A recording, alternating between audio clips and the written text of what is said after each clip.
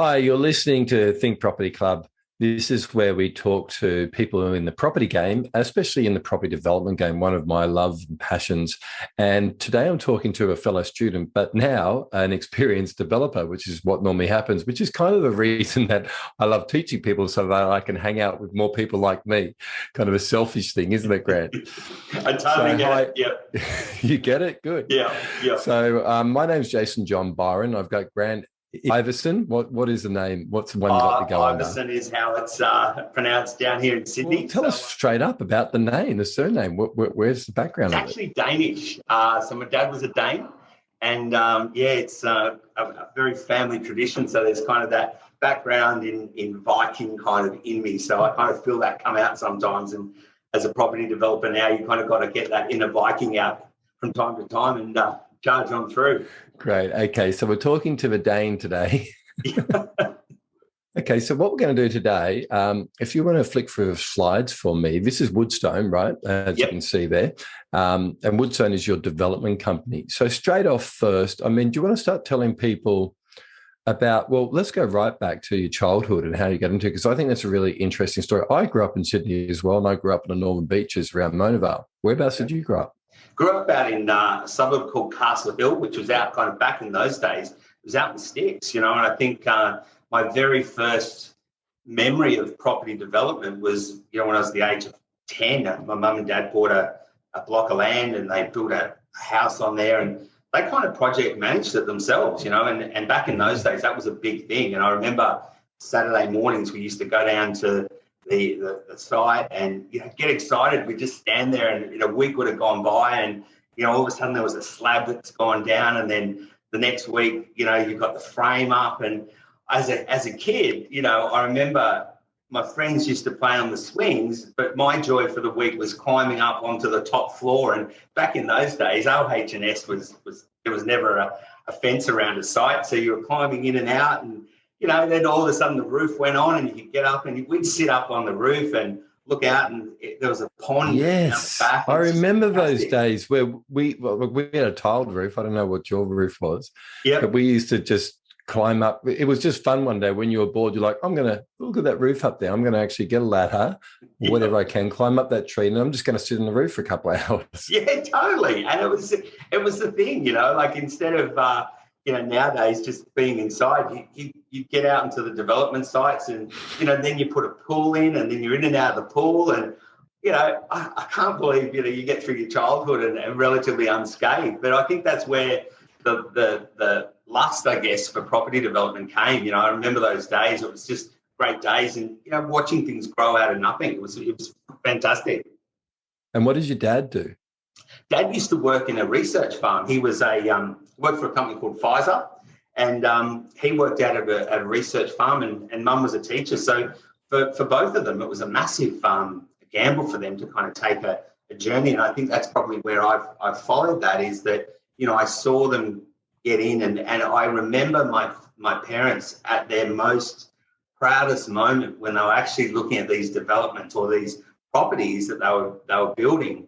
And they'd stand there, and they'd have these massive smiles on their face, and then Dad would go to work on a Monday, and I've got to go to work. But come Saturday, we'd be off to the house to have a look at how it's going. My mum, even now at almost 80, still loves to renovate a house and redo the house. And every season there's a different pillow on the lounge, and she just loves it, and that's when you see people, you just know they're in their element. So you grew up at Castle Hill. Did you go to school the whole time there, or did you stay in there, or did you migrate through one other school suburbs? In me. So, I went through Castle Hill High, and, the normal kid, kind of from a normal family, and then from there got into hospitality. So got a hospitality background, which is something that I really loved. But I think that lust for property development always came back to me. I think when I was working in hospitality,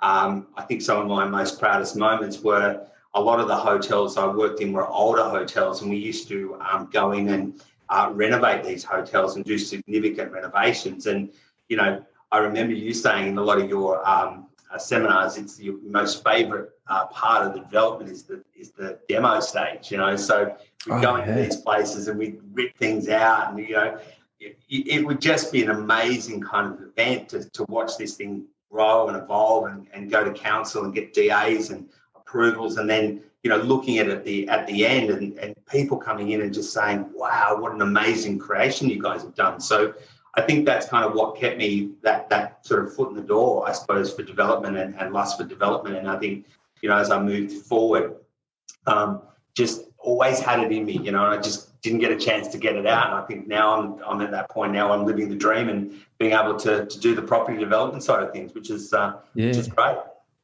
And I find that life is sometimes like that. You go in one direction, you've always wanted to do something else, but you just didn't quite have the right person to connect with. Yes. I mean, I'm your coach, but this is, I had a coach as well before me that kind of came into my life, and I was like, okay, so it's like my whole thing about life is it's not about, what education you had or where you're at. It's who's the person that can help you, because that's what we're here to do, help people, right? And you've even got that in what you do now also, on the side. So do you want to flick through to the next slide? Yeah. So tell us about this, yeah? Yeah, so 20 years in hospitality and management. So we went, my last probably 10 years was more of at an executive level, and we'd go in and we'd buy these assets. I'd work for a hotel group, we'd buy these assets and then we'd go and renovate them. But previous to that, I had 10 years in the Mean Fiddler, which is out at Rouse Hill. So some people would know, that this big, massive pub in the middle of Rouse Hill. And that was where I kind of transitioned from, working behind the bar and then got into management. So I was there for 10 years, and then from there just got... had enough, the 10, 20 years of hospitality, working late nights, it kind of burns. It was 20 years, 20 years. So that was me too. I did a 20-year too.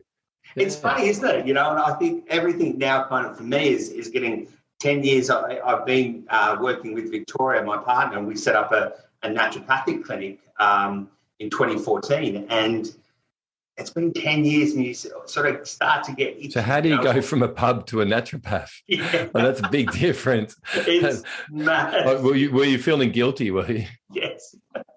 I had to have a year to prepare for it. So I had a sabbatical. So I prepared. But I suppose naturopathic clinic kind of might have been also the influence from your dad, right? Research and finding new ways to help people with medicine. Yeah. Yeah. Yes. We've got a team of 12 staff now.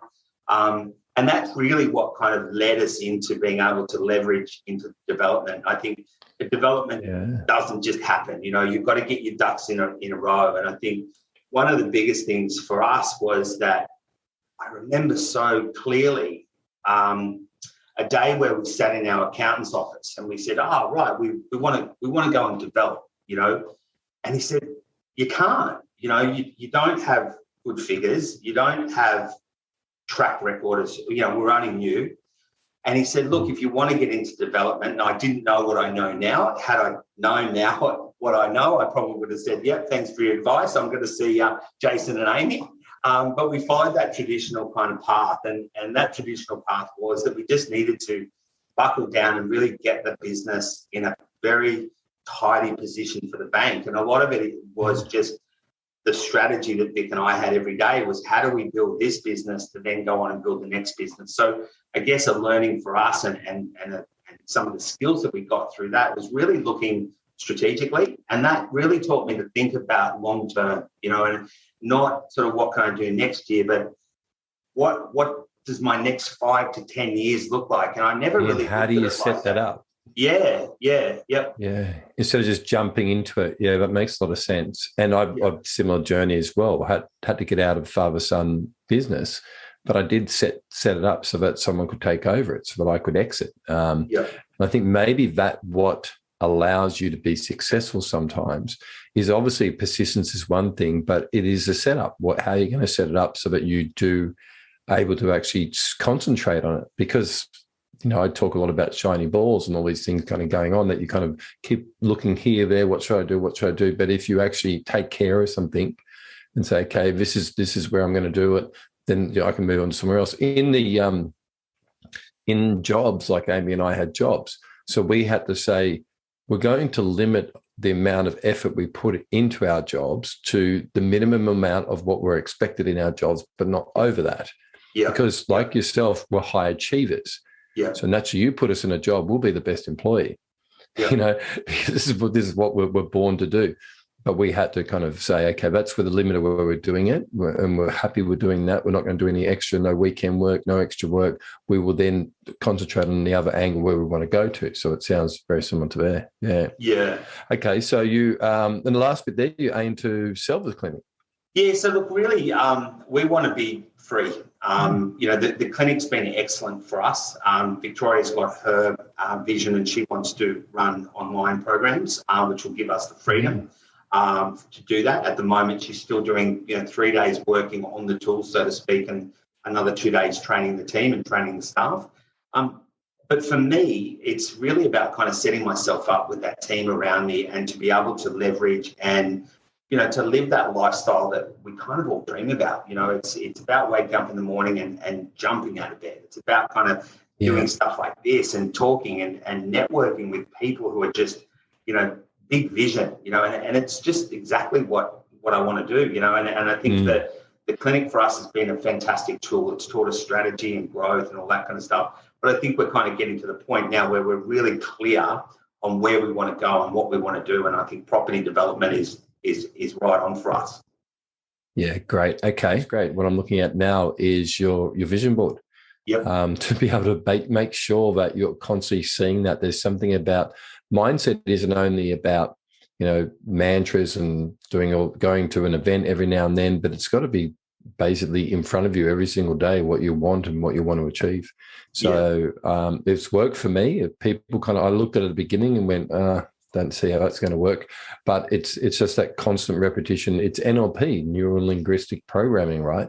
Yeah. So if you keep seeing it something over and over and over again, you kind of aim for it. I've never had a vision board, and I've been in some successful businesses, and I just can't thank you guys enough, because it wasn't until you said, turn up to the mastermind with your vision board, I'm like, I've got to make a vision board, and I mean, that's accountability, and I look at this thing every day. I look at it morning and night. It's in my bedroom when I wake up in the morning, and I see it when I go, and I've got to say it works, and it's just, it draws you, some days you might have a bad day at work and you look at that and you just think, yep, I'm on track, that's where I'm going. I remember when I did my first one, and I always used to love those TV shows or the movies where you see the crazy guy who gets all the string and joins things together, So I did mine like that.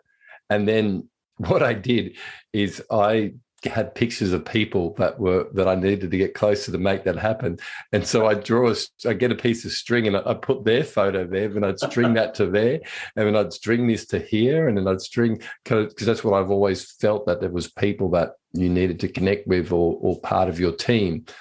And so that would be an interesting development from there. Who's the next? Because there's always the next person. Like, sure, you come into our journey and we'll always be with you. But then it's like, okay, well, who is the next person in your own personal private team that you want to approach, that you want to, or who do you admire? Yeah. So I think that's important as well. That's great. Having that board up every day, it's life-changing for us, and I think that's one of the greatest things that I have got from being part of the group is just the stuff that you bring to us. It's just really good stuff. It's tangible. And your mindset then is focused as well.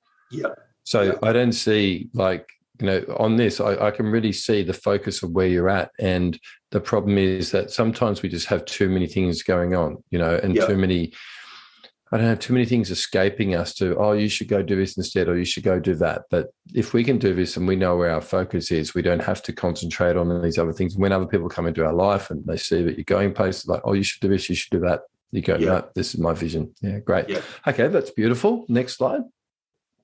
So let me talk about these now. These look very interesting. So what we're looking at here is 1, 2, 3, 4 properties, starting off in 2009.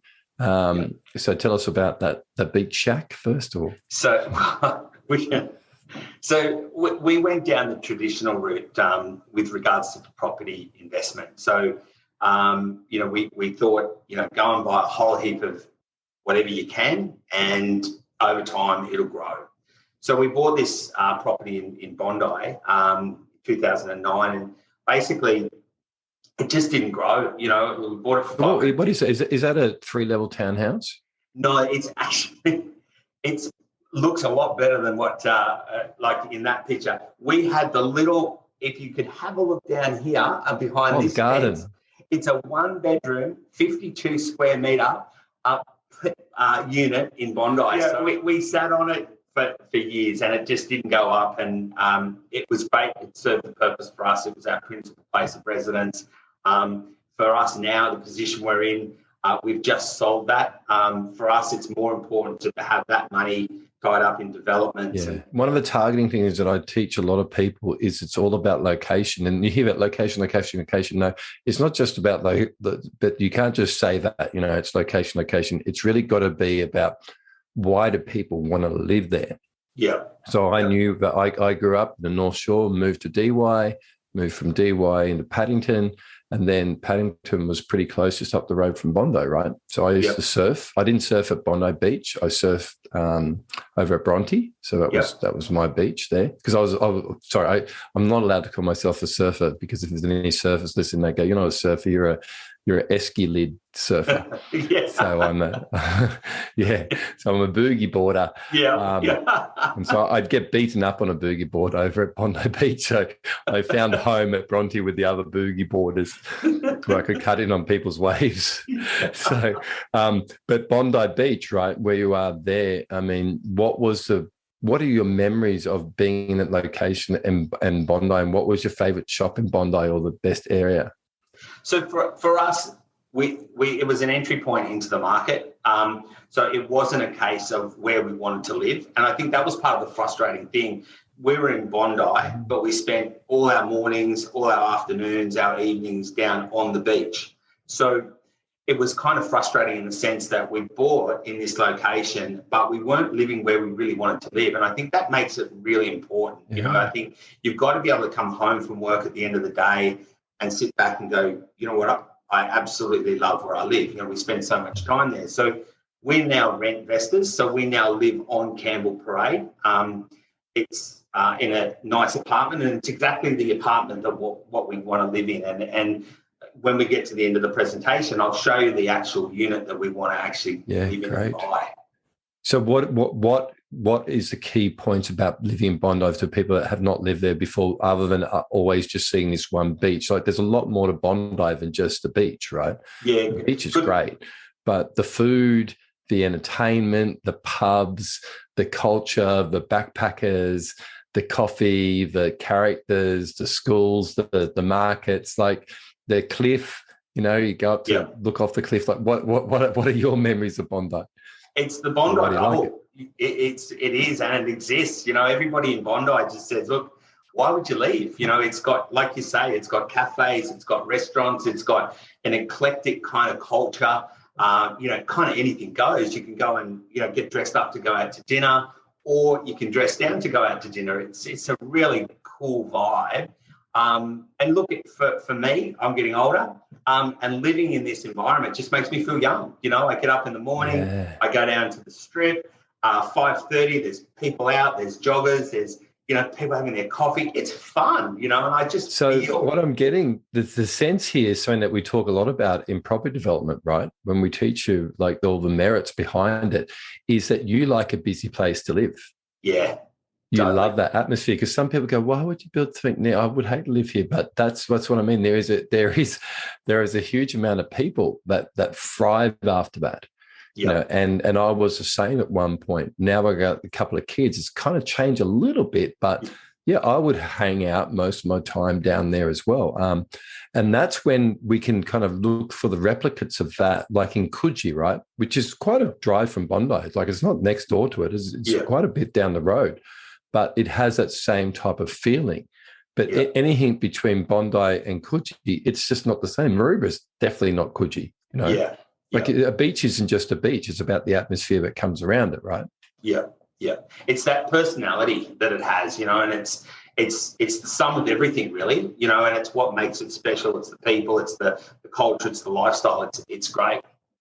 Yeah. So an agent said to me once, this is a great agent that we use to sell all our stock, and everyone keeps trying to get us to use someone else. We're just like, why would we? This guy knows everyone, and he's got PTR, proven track record of selling stuff. But he said to me, what I sell houses on isn't the house. Well, oh, thanks a lot. We just put all this effort into building this beautiful house, all these features. When you're telling us you don't sell that, yes, no, I sell them on what is around the area, what it's like to live here. Yeah. So that's great. All right, we'll go through. So these three other properties here, we have Bald Hills, Kipper Ring, two in Kipper Ring there. These were just buy and whole ones, or was there any motivation between buying both of them, or did you have any help? Or? Yeah, look, this is a really good example of being very clear on what you want, particularly when you look at a long-term vision. We bought these through a buyer's agent, a very good buyer's agent at that, you know, and he did a really great job for us. But where we failed in this was we were not clear in our long-term strategy. We went to him and we said, we want to buy in Brisbane. We want something with development potential, and we want it within that sort of 450 to 500K mark. So he went out. That mark is important, isn't it? You know? Yeah, yep. Yeah. And so we came back they won't throw you stuff at 600. They'll say, okay, 4-5. That's where you're probably better spending. In Brisbane, it's such a funny market, right? Yeah. And I don't mean to interrupt you here, but I think that's a great point, that when you're in the property game, you just know it and you live it and breathe it. And you just look at any property and go, that's for you shouldn't buy that. You should go 2 suburbs over, spend another 50 grand, which is nothing really. Yeah. When it comes to, you know, the end where you're situated, but you should go over here and buy that property in that particular ring, because that's going to be more beneficial to you. But even with these ones here, you gave them the task. This is our budget here. Yeah. It would have been about what's the rental coming in, right? Which is kind of what most people look at. We're kind of neutral on the Kipper Ring one down the bottom, up the top here. That one cost us a fair bit of money. There was a lot of repair work that needed to be done on that. You know, when you get an agent that says, look, you know, you will get a better price because there's a lot of work to be done, that doesn't equate to, you know, like that might be great to save $5,000, but over 3 years, it costs us probably $30,000 or $40,000 in repairs and maintenance. So just really looking long term, you know, and the point I'm trying to press here is you've got to, with every development or property, you have to have a specific, clear objective as to what you need to get from that property, almost starting with the end in mind and work back. And it comes down to a lot of people. Well, I'm a member of a whole lot of groups, and what we forget now as property developers is you don't have the knowledge to make that choice. Yeah. So I don't blame people sometimes when they say, I just bought this or that. And I think you did okay.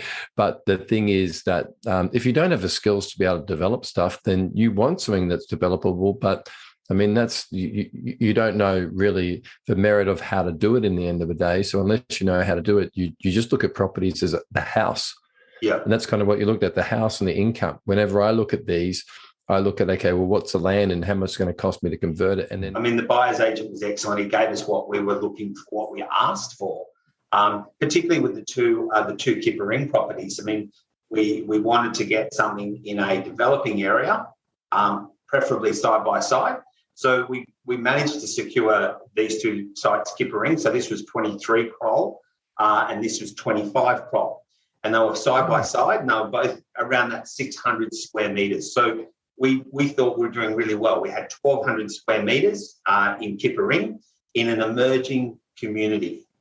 Yep. So we went ahead, we bought the site, we thought, yep, let's start developing next week.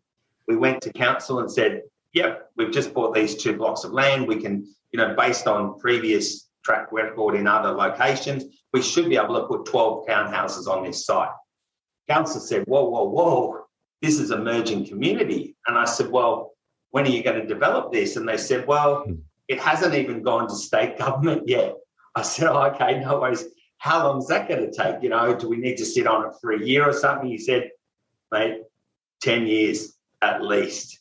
Yeah. And I'm just like, my gosh, we're now maxed out. We've got 4 assets. None of them are cash flow positive.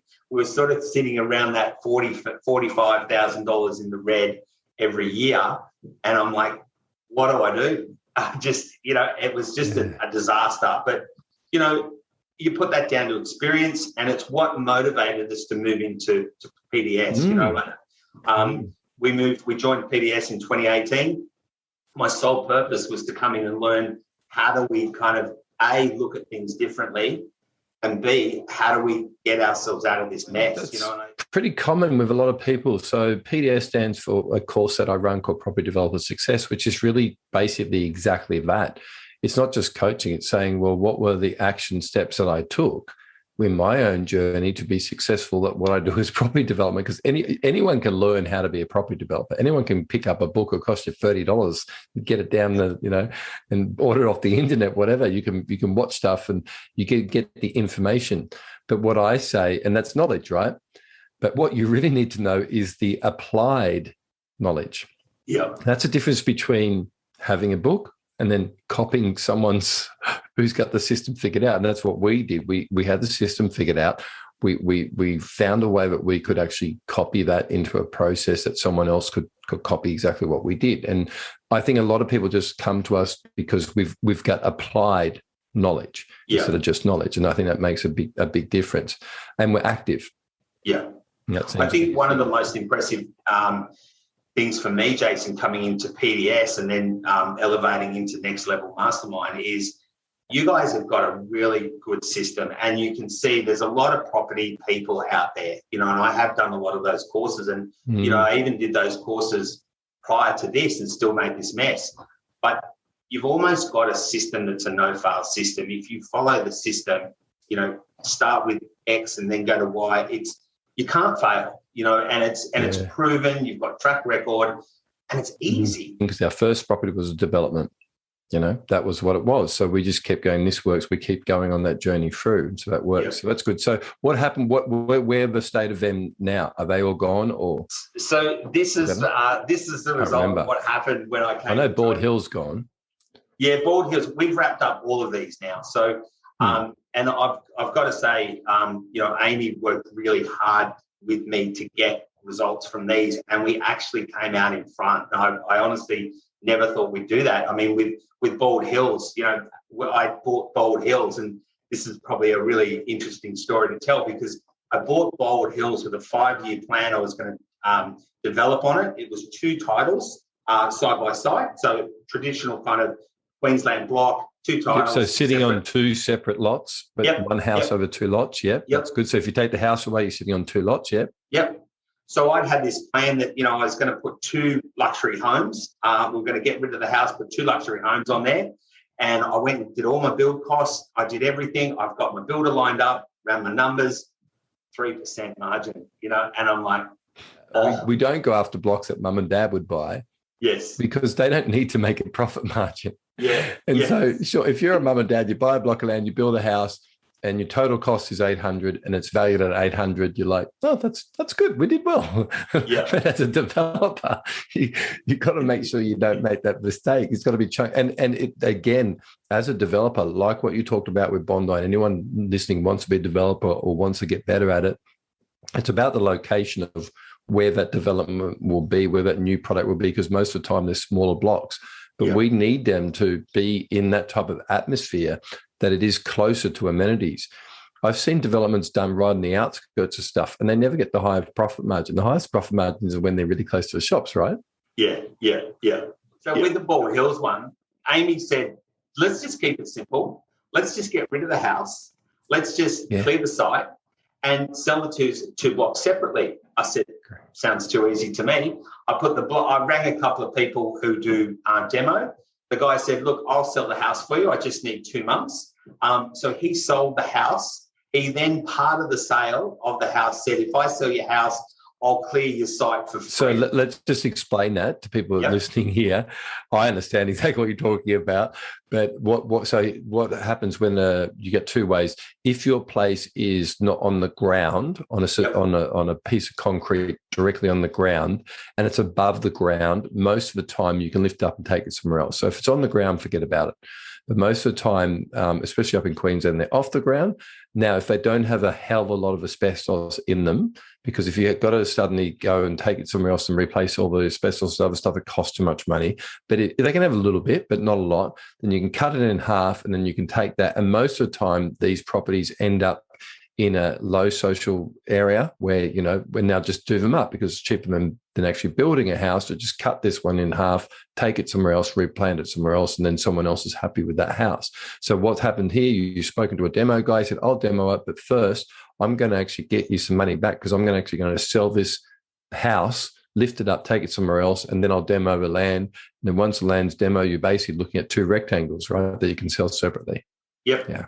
And that's just as simple as it was, Jason. There was a night where, at 12 o'clock, they turned up. The day before, they chopped the house in half. They backed the trucks up. They lift them up. They back the truck up. They then drop the house down. It sits on a chassis, and then they just drive off like it was done in 5 hours. It was just amazing, and we were about to demolish this house, and knock it down, but we ended up making $10,000 out of the whole process of that.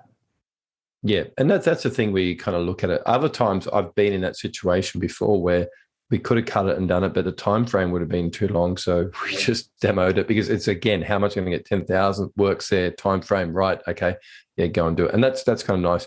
Now, having said that, anyone that's listening to this, it's all about how they leave the site. Okay, so if you're ever dealing with demo guys, it's not so much about what can they do, but how do they leave the site afterwards? Because for a builder or anyone to buy it, it needs to be cleared, nice, no junk on the land. So I've seen some stories before where someone demos it or something and then they leave all the rubble there, or they don't clear it or they don't level it. So what we want to end up with is the house gone, then all the concrete and everything like that taken away, and you're not quoted extra on the concrete. It's a full, make sure that contract says everything is included.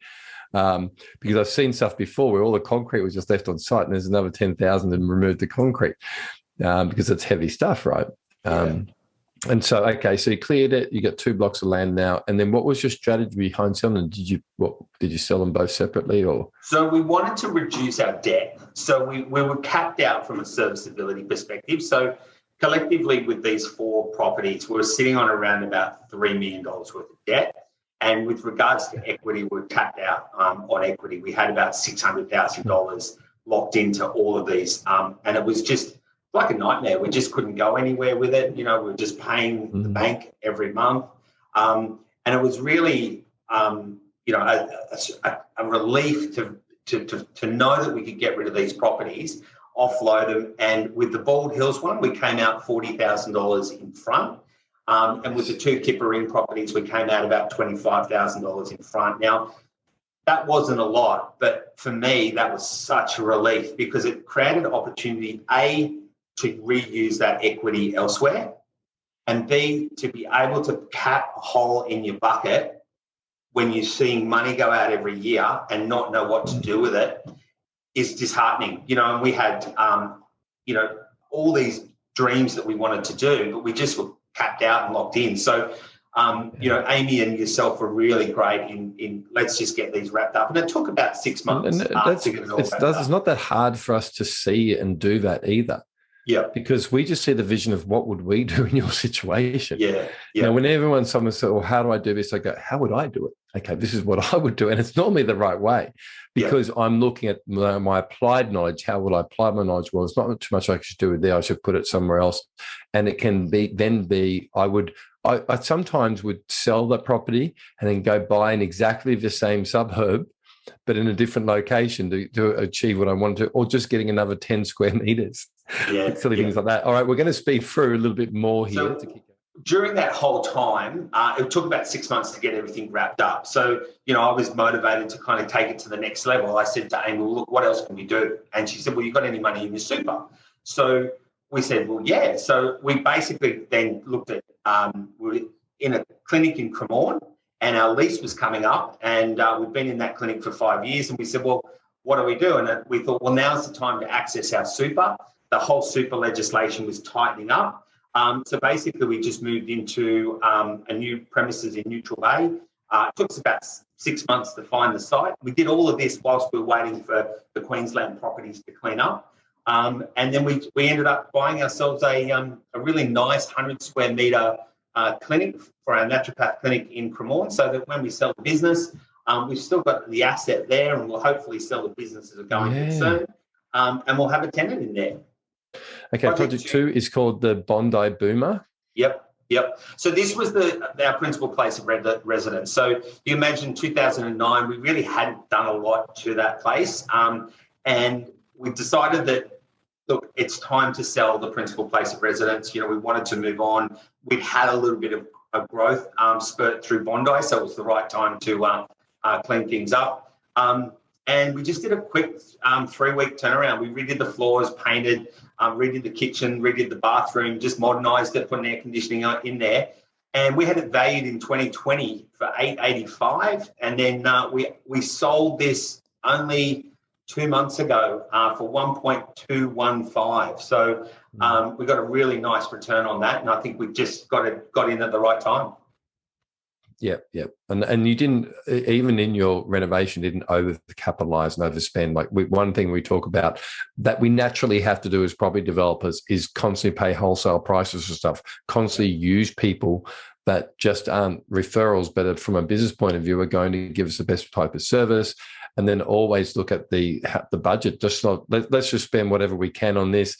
Let's just do what we think will be good. Let's just get everyone in, and then we'll work out what the cost is at the end. No, we treat everything like a business, right? You would have known the exact cost of everything that was going into that even before you started. And I think that's a really good talent in itself to have, even before we start building. Just a talent to be able to know the right materials and don't pay over the top for things at retail price, right? Having the branding and having the name and having that normal conversation with people when you are a property developer allows you to get so many things at a better price, and allows you to negotiate too, right? Yeah. And that's so true.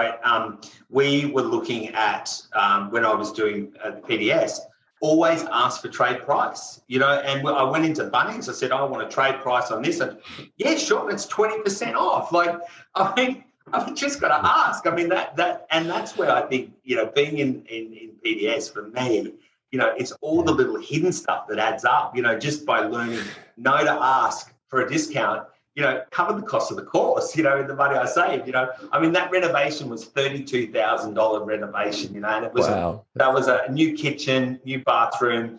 We redid the floors, redid, you know, a lot of stuff, but it would have been 45,000, you know, and the return on that, you know, we got close to probably $200,000 return. And just doing it smart, not over-capitalising, asking for trade prices. It was great. It's good. It's a really good strategy. Beautiful. Great to hear. Okay, so that's been renoed now, and you've passed that one on. This one now, project 3, is called the Dunmore Twins. So what are we looking at here? This is where development for me started. So the other stuff was more or less just kind of cleaning stuff up. This is where my heart really started to beat. So the Dunmore Twins is our first development. Now, what we're looking at here in the slides, in case you're listening, is a duplex, right? So you get a common party wall down the middle, and you get, you know, one build we've split in half, but it looks really good. Yeah. Yeah. So we got this through a buyer's agent, and actually came through the PDS community. So we just, you know, following the community and sort of getting, you know, involved with everything. We saw that there was a buyer's agent that said, you know, he's got a deal. Anybody interested, make contact, you know. And he, I spoke to him. I remember I was at the airport up in Ballina coming back from a holiday. And by the time I got back from Ballina, next day I was down South Coast, which is where Dunmore is, looking at the site. Called in the next day and said, yep, it's a goer. You know, I did my numbers. There was proven track record. I felt comfortable with the buyer's agent. That's an area that he specialised in, introduced me to the builder. So it was really quick. And this is part of... so there's a few tips there, right? So you obviously got proven track record in the area. So have other people done duplexes in this area before? Yes. Yep. Okay. Then You've now got to hook up with a builder, which is good, which again, you're going to negotiate on a budget, not just a price to say, well, this is what we can afford to do it. So that's really good. And when you get teams of people like that, you've got someone that's known in the area. So that's great to do that. And I suppose you would have looked at the overall map and be able to work out the location of this and where it was going to be placed, right? Yeah, this is a new land release, very close to a new marina that's been built, and a multi-million-dollar marina.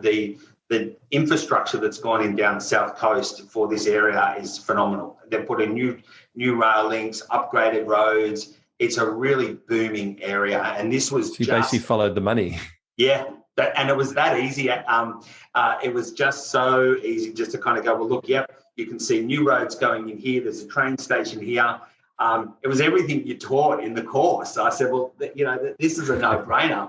And that's what it is. Some people like say to me, what is it? Well, if I got 8 targets, I'm looking at it. If I got 4 targets, I don't look at it. I just walk away. Yeah. And it's hard for me to explain because I have to go into detail about the target methods that we use, but they do work. Yeah. And that they also will show you where not to go. And that's really what I want to show people. Yeah. I want to almost be arrogant to a point.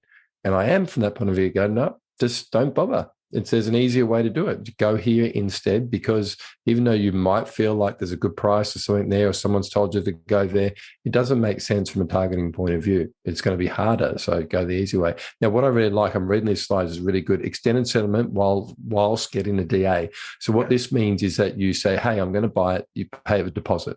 And then what happens is there's a certain time frame between when you sign the paperwork and then when you're actually going to pay for the actual site.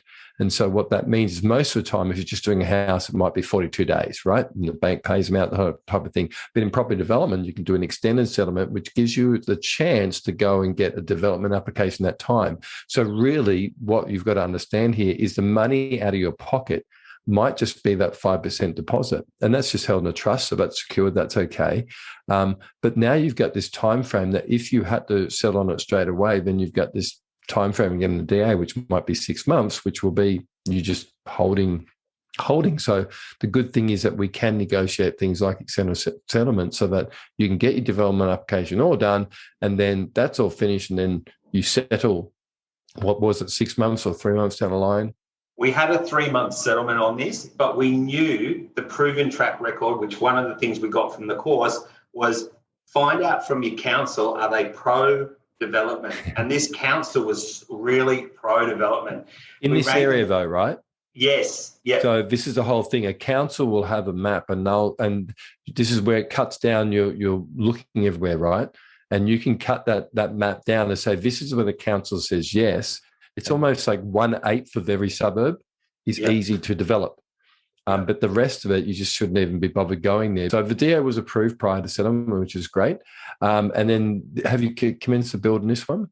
Yeah, so we've started. So this is where we're at the moment. So the first picture shows you kind of when we bought the site. So that was back in December 2020. The sold sign went up on that. We had a little issue with our builder. So our builder, and I'll talk a bit more about this later down the track, but our builder, the day before we were meant to sign the contract, actually got arrested. So that was kind of threw everything out. But I rang Amy, 24 hours later after sitting, in the gutter, blowing in a brown paper bag for 24 hours. Amy, what do I do? And she said, well, just do the logical thing, find another builder. I'm like, okay, no worries, and that was great, And, we've got another builder now. It probably held us up by 5 weeks, but the beauty of that is that we managed to make a massive gain in getting the DA approved before settlement. So it really didn't, make too much of a difference. And things like that happen, and that's one of the things I've learned is in the building game, stuff's going to happen, and it's just how you approach it, So last 2 weeks ago, we put our slab down. This went down just before the lockdown for COVID, so which worked out well for us. It went down on a Friday. They had a 2-week lockdown, so gave it time to cure. And then this week we've got the frames going up. Yeah, beauty. No, that's great. And they're using the waffle pods there. Yeah. Which is, something we can talk about later, but they're very smart when you see they're using that. They're actually saving you money, which is good. Instead of doing full concrete ones, they're using waffle pods. So That's really good. It's going to, so you can see it's a builder that's thinking about it, but how does he save you money so he can really, I mean, a slab's a slab, a piece of concrete on the ground is a piece of concrete on the ground. Obviously, it's got to be piered right, but really where you want to be spending your money is on, the kitchens and the bathrooms and making the house a slightly bigger if you can. So that's good. He's looks like he's thought about it. One of the things I learned from you guys was you control the build price. Like, we didn't go to the builder and say, can you build this? How much is it going to cost? We went to the builder and said, Mr. Builder, this is our budget. We need you to build something, and this is what we want. And they went, okay, which is kind of just a quick overview of what the internal's going to look like. Now, these are just the wireframes, which are the images that they put before they add the colour to it. So this isn't the final product, but we're looking at putting these on the market in about 3 weeks. So we want to get one of them locked away within the next month, and we'll probably just see how the market goes. And we might sort of go close to selling the second one right on completion. We just want to de-risk it a little bit. Yeah, I agree. Yeah, I'd actually be doing the same thing. And you never sell 2 of them. Just sell one of them off, and then your argument is we're going to hold the one. Yes. The other one. Then you go, okay, then last minute going to do that. Yeah, that's great. And you've got a square set roof there. Yep. Nice. Yep. So nice little development. So, and then, again, the beauty of this one is it's easy. It's simple. It was no complex stuff. The ground was pretty level. There was no issues on the side. Yeah, what I like about this are those windows right along the side there. Yeah. I found that's just something I love doing now. The high set windows, they don't have to be big anymore. And if they just run in a line from one side of the house all the way down the side, man, when you wait till this is finished and you walk through there, it will feel fantastic. Yeah. Nice. So I mean, that's where we develop. We develop in areas which are kind of closed in, and so you're going to have privacy issues. So you've got to kind of work out how do you still get the light in, but still protect the privacy. So that's great. Well done there. Yeah, nice to hear you say that, Jason, because I think, the builder we felt with this one really knew his stuff. Like I remember him saying, we're going to do this, we're going to do that. If you've got to save money, don't take it out of here. Because this is what's going to give you your best bang for your buck. So, and then this is just the numbers. So we started out on this one sitting at around about 180,000 profit, which was showing around about 16.8%. Given that there's a little bit of growth, we've picked up a little bit of growth in this one. So we're looking at around 240,000 profit and around about a return on cost of total development cost 19.8%. But the nice one here is, return on equity, 105% on return on equity, which is a nice. Yeah, and I think that's important. That's why we do it for the return on the equity. So what that really means, if you're new to this world, is it's not about how much you can borrow for the bank, because everyone can borrow the money from the bank. That's not the big thing. It's about the money that needs to go in, and out of a whole lot, if you can kind of try to work out of the money that you actually have to inject it in that wasn't part of the loan that you had to get from somewhere else, at the end of the day, when you sold everything, how much was that money rewarded? Because that's using money to make money. So the first bit of using money to make money is use a bank's money to make money. As an experienced property developer now, we get to this point when we talk about square meterage, is it 380? Is it 400? And then that's kind of how we compare each other of what we've done, not about the internals or what it is, because we all know that more square meterage means more construction cost. Yeah. So we've got to say, is 20 square meters more going to actually change the end value? Where mum and dad, yep, I want that deck a bit bigger, but that's not how we think, right? Yeah. So we've got to constantly start thinking, what do we need to do within our margins of our square meterage that we do to be able to make the maximum profit margin? And that's one thing that I think you've done really well here. So that's good. That's good to see. I like that. And look, doing this gives you a chance to kind of look and say, well, look, do I want a better number down the bottom here? Where do I need to go and try and save some money? Do I try and save some money on the acquisition price?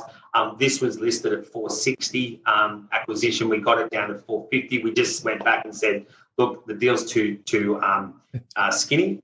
We need to find some money. The builder's not prepared to drop it anymore. You want to sell the property? We need it at 450. And they said, Okay, but don't tell the neighbour, you know, so.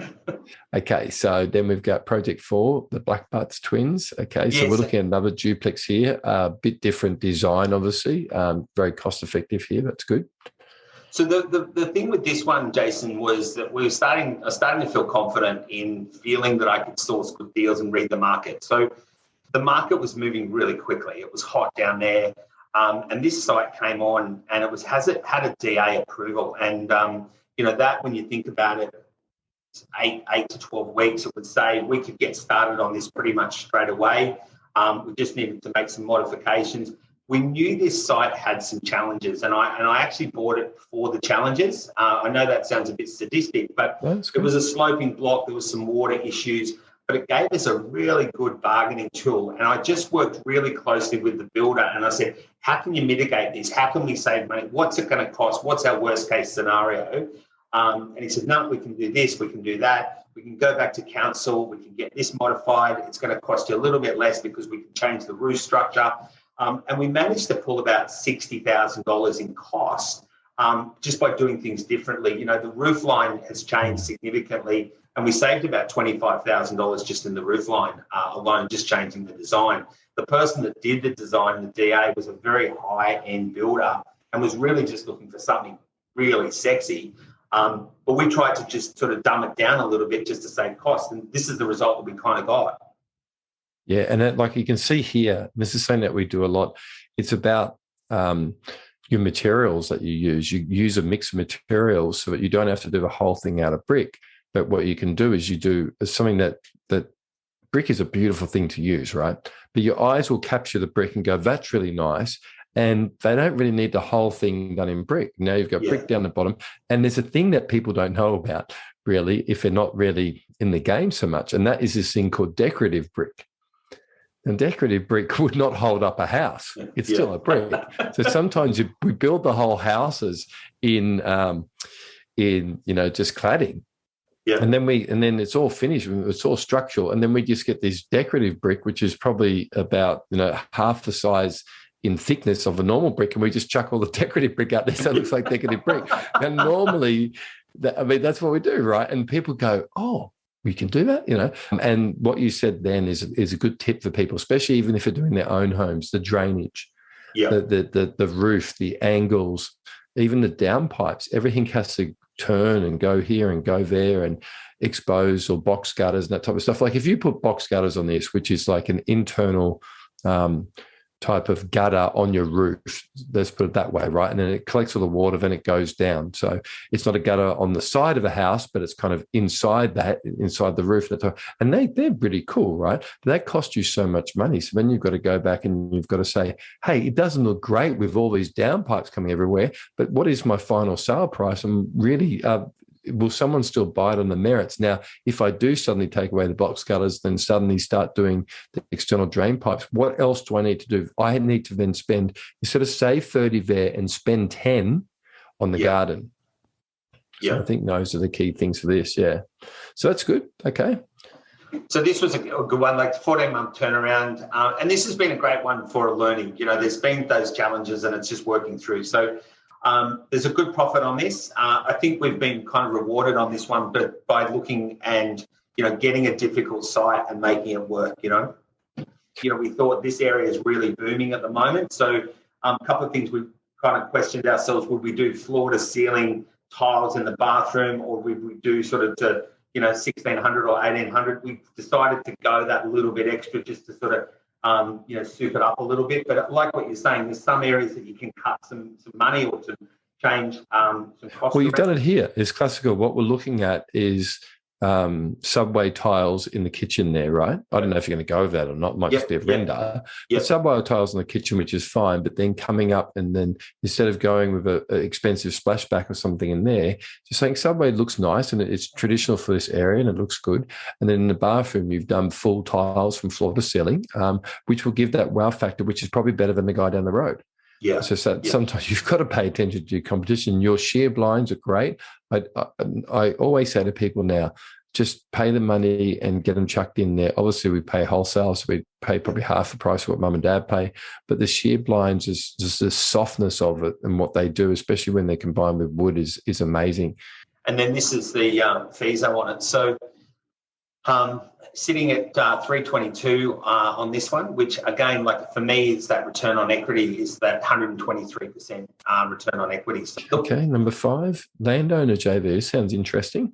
Yeah, so this one, it slowed down a little bit. We're a little bit scared that we might lose this one, but it's actually got traction again. We had I actually did a letterbox drop, which was learned from you guys. I actually was, because I was going down there so many times, I thought every time I go down, I'm just going to put 150 letters in a letterbox, and then that'll just be part of the day. So we got a call on this one, and it's got an older guy who's lived there all his life. He knows it's a development site. He had it on the market, really overpriced, and it sat there for 6 months. We went to him and said, look, we can't really afford to give you what you're wanting to do, but how about we do a JV? This is all we can really afford for the site. But if you're interested in coming along for the journey, I can leave a little bit of that expectation in it for you at the end. So we sat down, we explained how it all worked, and he got on board. He's really excited, and he wants to be part of something but doesn't want that responsibility. And I think that's where, what you guys are teaching is to become developers and conductors of the team, and really just inspire people to get involved with that. So this is going to be a nice deal for us. It's currently going through, we've had our pre-council meeting. We've got the ticks from council. We're just doing final kind of costings now with architects, builders, town planners, and hopefully we should have a resolution and a final number on this within the next sort of 4 to 6 weeks. Project 6 hasn't started. Project 6 is we're not looking for property. We've maxed out again. So we're actually looking for JV partners. And for me, I now feel really comfortable in being able to talk with authority about development. I feel comfortable about putting a team together. And I think that's a big thing that you've done, right? That's really what development's about, is putting a team together and then showing someone that you'll be responsible with them. As you go along with their money, or you're showing that you'll be in charge of it. I feel that that's an important thing to do. Yeah. So good. This is the kind of on the cards now is building out, getting in front of people, getting a social media strategy going, and really starting to build that bigger portfolio. I guess some of the skills that I've really learned from property development, I guess for me, it's becoming the conductor. The biggest skill that I've learned is really just pulling the whole team together. And, you've got your architects and your builders and your real estate agents, your buyer's agents. They've all got to kind of work together, and I think the responsibility of a developer really is to make that happen and to make that mesh happen. Great. And I think a lot of the guys that you use, the different services, they actually really appreciate having someone like yourself as a property developer. Kind of keeps them busy. You're kind of keeping them in business, and they know the value that developers can bring to their business. Yeah. And I like that, because I think that's something I learned is that, and that's why I sort of said you've got to have a plan B and C on everything, and it leads me to my next point, accept that things will go wrong. So that's all part of it. You just plan at what could go wrong and then counter-react that. I think investing in mentors, at every level. I think that the linchpin for me and the leverage and the catalyst for my growth has been, joining you guys, and even, at the base level of PDS, and then elevating up into next level. I think my growth, to look back, and I think I might have been telling someone a couple of months ago, to go from $40,000 in the red every year to this year, having been in PDS and for probably 2.5 years, to be looking at $500,000 profit. And next year, we're probably pipelining around $1 million. In the millions, yeah. I mean, there's one thing, a common denominator there, and that's kind of a mentor. And that's, for me, that property mentor is yourself and Amy. So now, from what I've found in property, is looking at your weak spots and just really nailing it, and just wiping them out and making sure that you're constantly improving yourself, which kind of brings me to my next points is, my challenges really is having the confidence to grow, getting out of my own way. And I think you mentioned before, Jason, about looking for the right mentor. I really felt energetically I was placed with Amy, because it wasn't the conversations about property. It was more about what's up here, and that's confidence or past experiences that have got in the way and all that kind of stuff that, you know, you go to make it, you could do all the due diligence in the world, but if you just don't have the confidence to take the next step, then you're going to lose that property. And then that's going to become a pattern. And then you've got to then break that pattern. And that's where I think working with Amy was great, because she said, look, there's no reason why you shouldn't buy this property. Like, it's got all the boxes ticked, go for it. And look, obviously challenges, not only personal, external challenges, you know, accepting from in the building game, things will go wrong. You know, my builder got arrested, was you know, held us up 3 or 4 weeks, but we're moving forward. Construction costs increasing, but, you know, again, that's just part of it. You know, I think. But on the other side, what else is increasing? Well, yeah, the sale price. GRV is the gross realisation value is knocking right up. You know, and I think that covers off on construction costs. You know, it's kind of good from our perspective.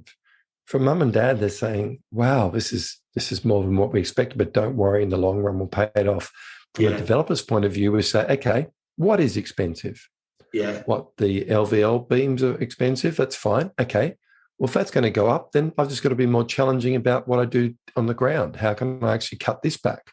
Yeah. So we've actually got the ability to be able to throw these around and start saying, and look, in a year's time, it'll all be leveled out anyway. Sensationalism comes up now. But it's beautiful that the actual sale price has gone up as well. Yeah, yeah. And in all honesty, probably 4 times the cost of the construction. So, you know, I mean, it's one of those things. It's just a necessary evil at the end of the day, you know.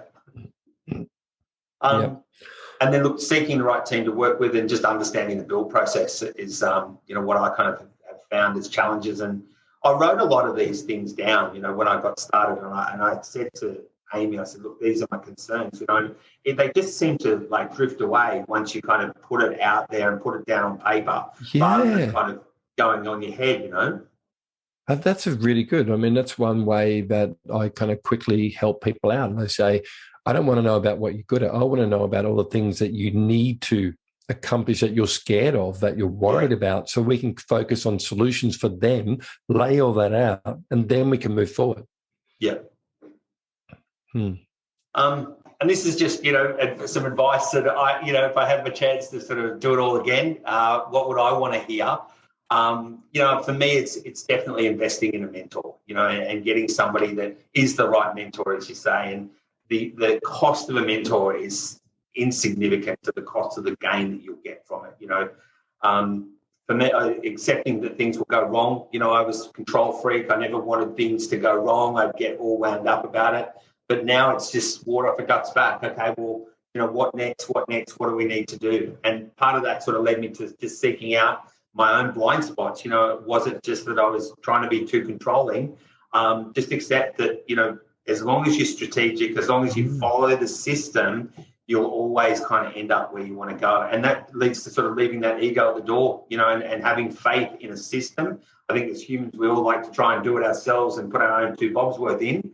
Another point for me, just going through my slide there, is taking stock or take moments to take stock, you know, like, and I think you've got to at some point just reflect back and see what you've done, you know, and where you've come from. I think, you know, you can get into that whole kind of, you know, grind, but I think you've got to step back and go, wow, like when I look at my renders now, I'm like, I can't believe I've created this, you know, and it's the process that you follow that just gets you there. But for me, I look at the Bald Hills project and go, I had a property that wasn't making any money, but my ego was saying, I'll keep this for another couple of years and I'll try and make it work. I mean, gee, no, I'm not going to sell it. It's a dud, but I'm not going to sell it, you know. Yeah. So it's just, you got to let that stuff go, you know.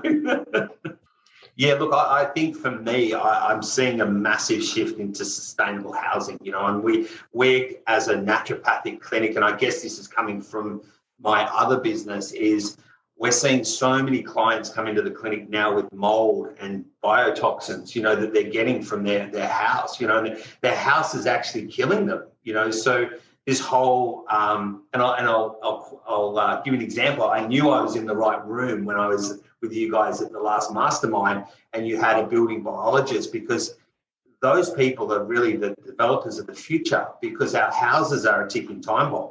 and this, you look at a lot of health issues and all of that kind of stuff. That people are living in these dark, dingy, cold, clammy homes. It's not sustainable. Our health, we're in our home probably for, 60% of our time, and we're a cooking time bomb, So I think that whole sustainability, building biology is going to be huge. I think that, and it's started, we're seeing bio homes, and seeing a lot of that down south now, homes that are bringing in the natural light. They're well ventilated naturally. They're using eco materials and all that kind of stuff. And I think that's good, not just for a design perspective, but for a health perspective and a sustainability perspective as well.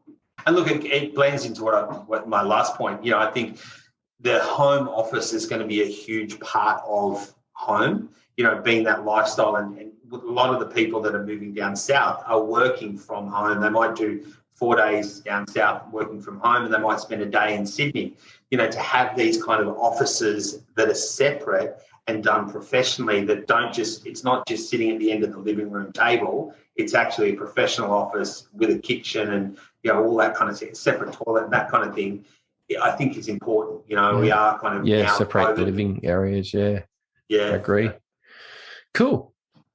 And then if this is just my personal taste, so we actually live in this building here, but we're around the back, okay? But my dream, for a house or for where we live is something along these lines, where close. This is Campbell Parade in Bondi. This is one of the penthouses that just sold recently for, it was $24 million. So, well, we hope to get there one day, but look, we're heading in the right direction and kicking some goals now. So, that's important. Yeah, fantastic. This is great. I love that curve on that roof. That was great. And my favourite wealth building strategy is property development.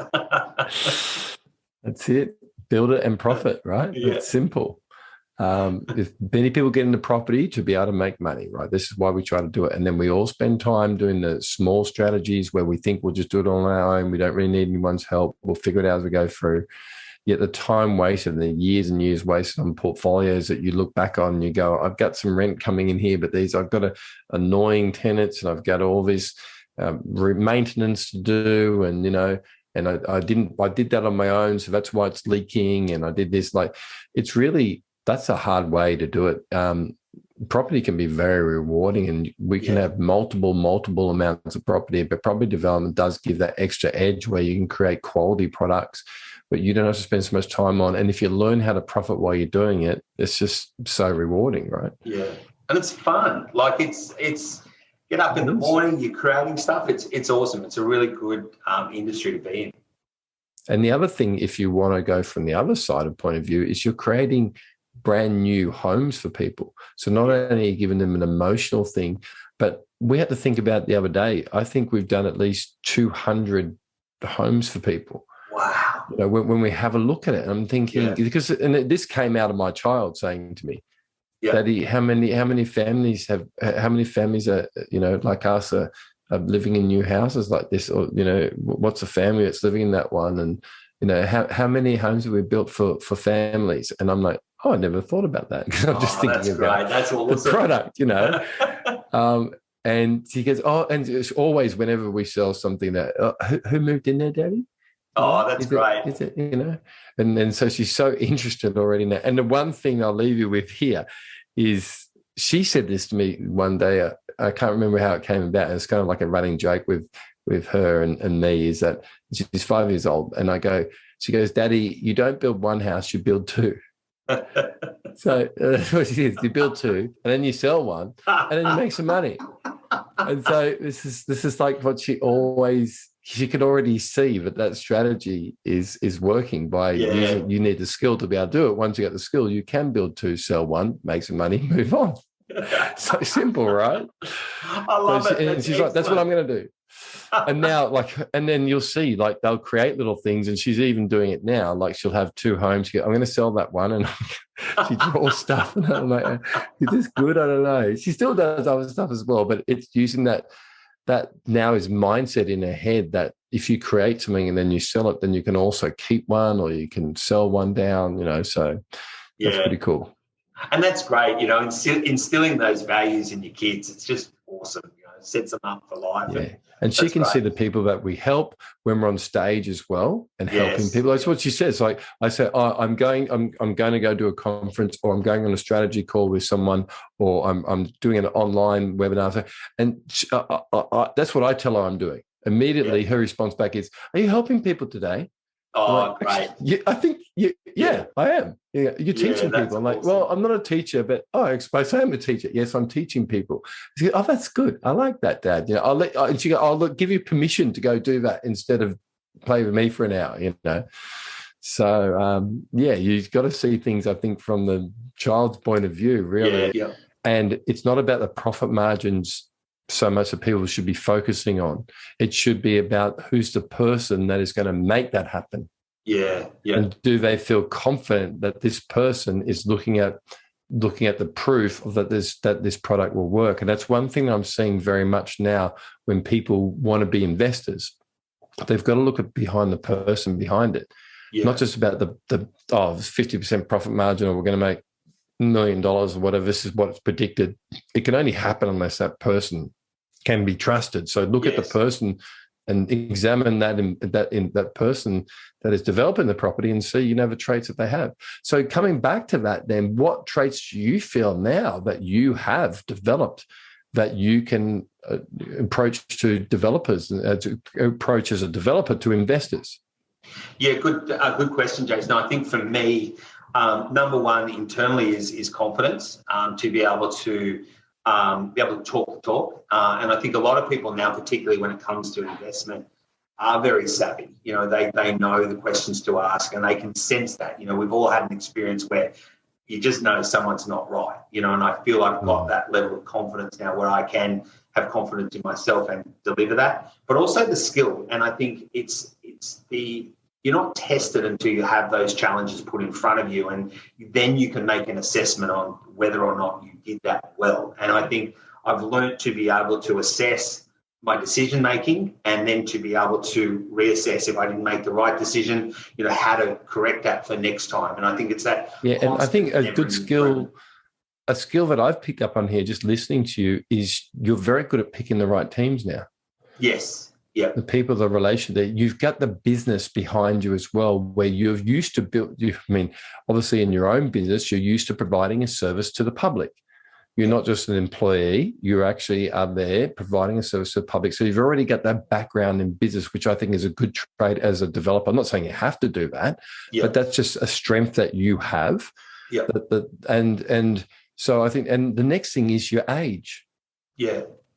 You're not looking for the next shiny thing here. You're in a relationship, so you're steady. I don't think we haven't gone into if you've got kids or family or any other things going on. But I think that whatever you're in situation, age also brings together a confidence where people can be happy to invest with you, because you're not going to be running away having a crisis tomorrow. Yeah. And already by the mindset that we've worked together to instill in you, that's where the confidence can happen from an investor coming and investing with you. Yeah, good point. And that's sometimes I think we've got to say my age is my best benefit. My previous business and my current business that I have is my benefit there. I know how to produce. I know how to go through a tough time. I know how to do this. This is what I've personally done here. This is how I accomplished it. Yeah. What the accomplishment out of it was. So I think those type of things are really going to make your company now very strong in the investor market as well, because that's what we have to do as businesses.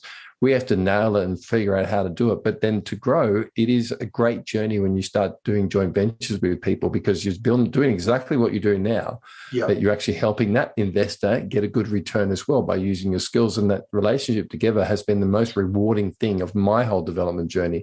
And I'm sure it will be for you as well. I want people to be able to check you out and follow your journey in that. So there it is there, Woodstone Developments. Okay. Yep. So what are you on? Are you on any other social media? Yeah, so Facebook. Anyone forced you? I'm on Facebook, and I've got a website, woodstonedevelopments.com.au. And if anyone wants to get in contact with me, my email address is just grant@woodstonedevelopments.com.au. And happy to have a chat. Thanks for being so honest and open with us and sharing your whole story with us. And I'm sure people get massive value out of hearing, the different journeys and what you can accomplish. But this is why we do this. We wanted to prove to people out there that with a bit of guidance, with the right strategy, right skill, the right mindset, the right acceptance to be able to say, hey, extreme ownership, this is what I'm going to be doing, that it is possible and that you shouldn't be worried about it. All you need to do is start. You need to start getting the right education, start finding the right people to follow, and then change your life. Well said. That's really well said, Jason. Okay, great. I think, I just can't say anything in addition to that, because I followed your model, and I followed you guys for months, and I checked you out, and it ticked every box. It was just great, and I just can't thank you guys enough. I can't believe I'm sitting here, talking to my mentor. That development, so it's great, living the dream. Yeah, and it's a great reward for us. People say, well, you've made it now, why do you teach people and go through all that journey and all that type of stuff? I'm like, well, it's on the top of my list, seeing other people be able to help out with this, because I didn't start here on my own. I just got the education, got the mentors on board. Now I'm able to pass that on. So, yeah, I'd just like to say thanks to you guys. If anything here, I love the fact now I've got all these people that are doing exactly what I'm doing, so I can have great conversations and great fun with them. There's nothing better than having a group of people that are focused and experienced. So thanks very much for sharing that with me. Pleasure. Thank you, Jason. Thank you so much. See you, Grant. Bye. Take care. All the best. Bye-bye.